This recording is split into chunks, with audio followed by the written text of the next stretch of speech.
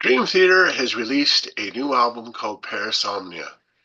Is it getting the praise and the accolades that it deserves? Let's figure it out and talk about it a bit, and I'll tell you what I think.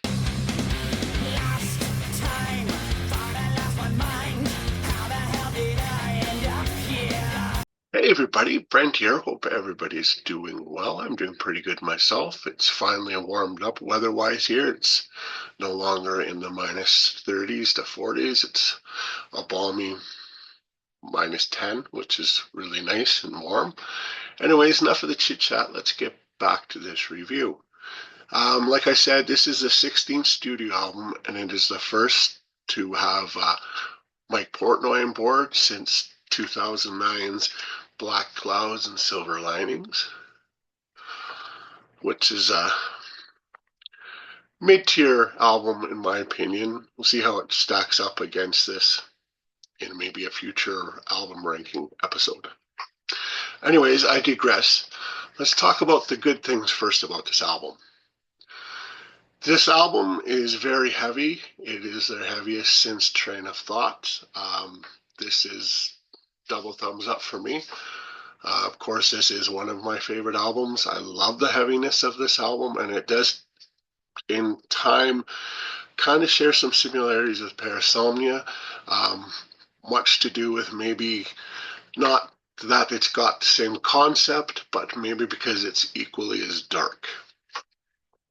Mike Portnoy's return has seemed to re-energize his band and his bandmates. They're playing, especially on this album, with a little bit more of a passion, a little bit more of a lust for life, for better words. You can really hear that they are not so much step their game up, but just you can tell they're having a lot more fun than they've had in a long time. This is a great concept for an album. I wouldn't call it a concept in the album that everything is related story-wise, but it's more of a conceptual concept album dealing with sleep disorders, which is right up prog metal's ideals. I think we need more albums like this. I really love a good concept album, as most of you probably do as well. I have to say that James LaBrie, due to his age, when we have to remember all these guys are in their 60s, he sounds great on this album. As best as he's ever sounded, and he should be appraised for that, because unfortunately he does get some of the shit from the fans, but I think this time he should be congratulated that he sounds really great. Going back to the re-energization of the band, I feel that Portnoy himself is played with a renewed passion. I think this has sparked a kind of a rebirth in him. Maybe he wants to prove something to himself or his fans, but you can really hear he stepped up his game from anything in the last 5 or 10 years that Portnoy has put out. I'm not putting down any of his bands or any of his drumming. It just sounds like he's got a little bit more of a purpose on this album. He's playing with purpose again. And one thing that really impressed me about this album is that it's got a really high replay value to me. I look forward to listening to it again and again. It's not something that I feel obligated to as a fan, which is a good thing. That some albums don't maybe get as much love because of that, but I think the replay for this one is right up there, and I will be going back to it for years to come. Okay, now let's get to the bad parts of the album. I really feel in my heart, and I've always kind of expected this, and I have expected this from the band in the last few previous releases too, that they're playing things a little bit on the safe side. So in a way, I'm kind of thinking, Dream Theater, you guys used to be such a band that didn't play it safe. I know maybe because it's an age thing and maybe because you don't have anything else to prove, I'm not sure.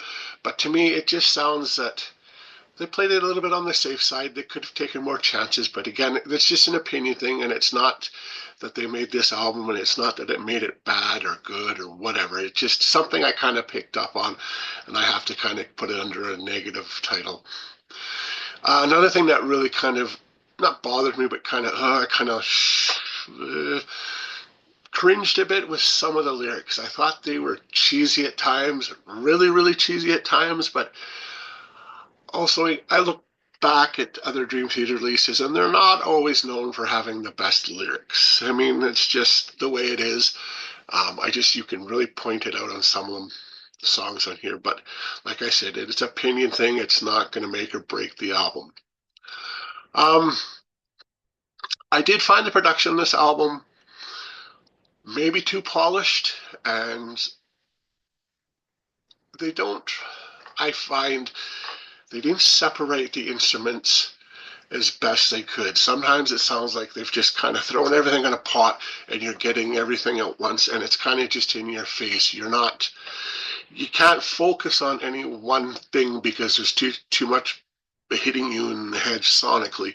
So I think that they could have taken a little bit of a different approach on the production. But at the same time, again, like I said, and I'm going to say it again, it's just my opinion and it's not necessarily a bad thing. The one big thing that I wish that maybe they had done differently is they could have benefited from a little less soloing, a little less noodling, and maybe just compress some of these songs down a bit. I know that's a trademark of Prog, having long songs. Sometimes it works really well, but other times I think they just do it for Prog's sake. And I'm getting that kind of a feeling from this album. But my biggest ugly takeaway from this album is that they seem more interested in saying, hey, guys, check out all this creepy shit that can happen when you fall asleep. But nothing is really made or said anything more about it than that. They could have taken this album to a different height, I think, if they had kind of developed more atmosphere in the album. I mean, it does have atmosphere, but at the same time, I think they're just kind of throwing ideas out with not a lot of substance. All right, and my overall thoughts are this is a good album. You know, it's not going to blow anybody's mind, but I don't think that was their intent.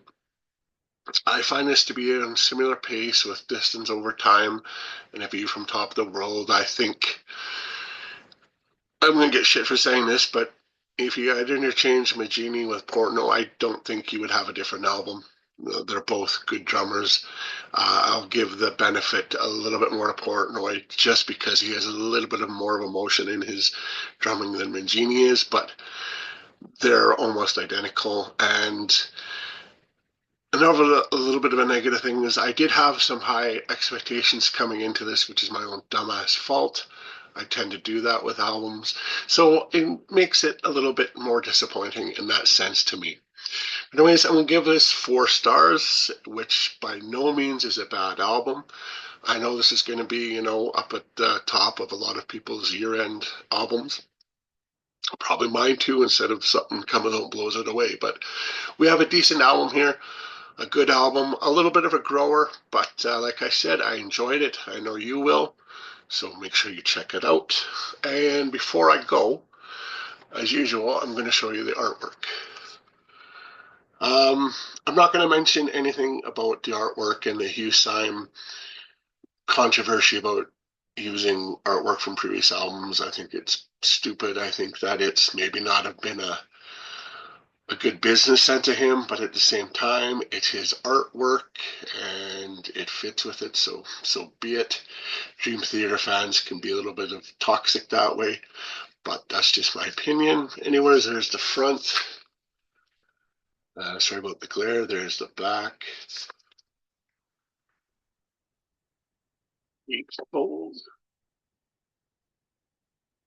I mean, I'll give it credit. The artwork of this album really is enhanced by the music and vice versa. Um, it's quite stunning, actually, the artwork.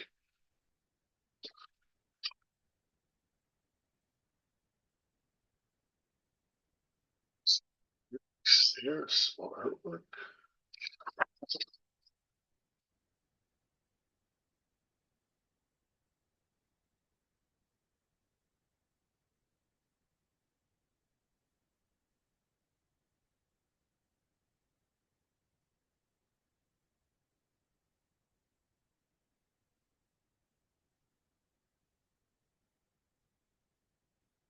Absolute great picture of the group.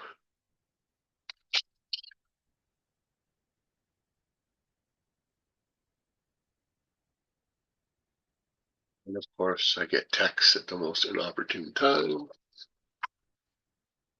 That, and I'm going to show you one of the vinyl because it is on what they, I can't remember how they worded it, but it's essentially just clear vinyl.